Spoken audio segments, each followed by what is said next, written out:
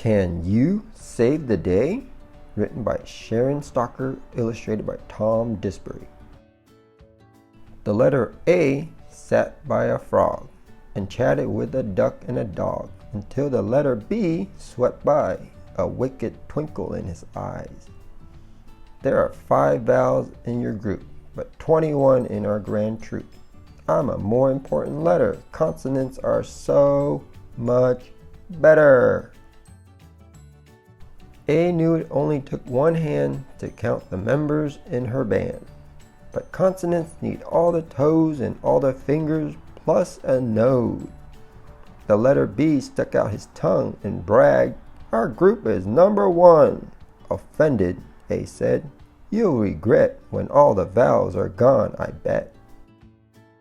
Then poof, like that, A disappeared. That's when things got a little weird. Burk, burk. Instead of bark, the dog said burk. Quirk. The duck couldn't quack, she could only quack. Croak. And the frog, poor thing, he couldn't croak, he could only croak. That woeful bloke. The horse laughed, "Nay, who needs the A?" and turned his back to eat some hay. But then E said, "I'm going too. You're being rude. I don't like you." So E took off. Things went awry, and all the horse could say was, "Nigh, nigh, tweet, tweet, tweet, tweet, tweet, tweet." The birds sang tweet instead of tweet, bleep, bleep, bleep, and the sheep just bleat instead of blet. Now mean old B just whooped and roared as C through Z laughed in accord. Insulted, young I spun her dot and soared off like an astronaut. Turning back, she waved goodbye, and the horse just hung his head to cry.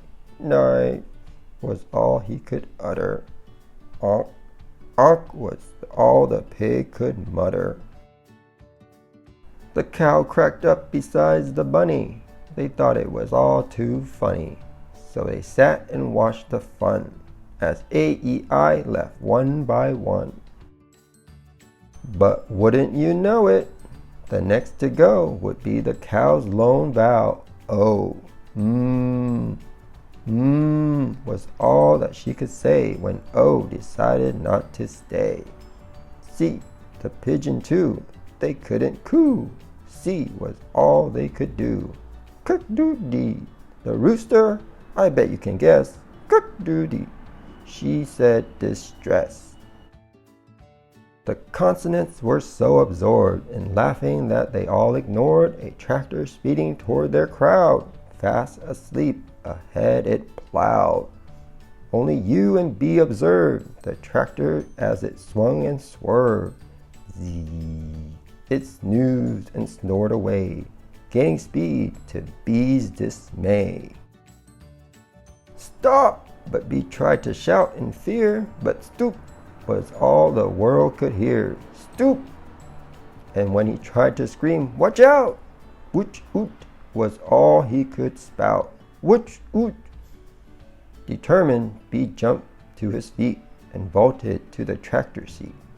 This was the test B couldn't flunk. He pushed the horn. The horn went honk, honk. So no one heard, no one cared. B turned to you, a plead prepared. But vowelless words wouldn't flow, so B's unease began to grow. Calmly, you held up her hand. She could make B understand that yes, indeed, their group was small, but with no vowels, words will stall. So up that you jumped strong and high, reaching straight up toward the sky. She bent her arms above her head and turned into an O instead. When she did, that horn could sound honk. The warning shook the ground. The tractor woke with alert and stopped in time. No one was hurt. Honk.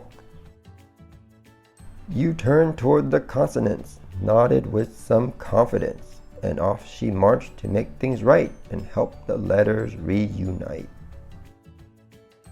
Once A-E-I-O-U came back, the dog could bark, the duck could quack, the frog could croak, the bird could tweet, the horse could neigh, the sheep could bleat, the pig could oink, the cow could moo, the tractor honk, the pigeons coo. And what about the rooster? Yeah, he too could cock-a-doodle-doodle-doo. Sheepishly, the letters shrugged, the consonants and vowels hugged. B said, "Sorry, now we see the alphabet's a family." Then a steady voice said, "Wait, I have one thing I must state. At times I feel left out," said Y, "but you need me to say goodbye."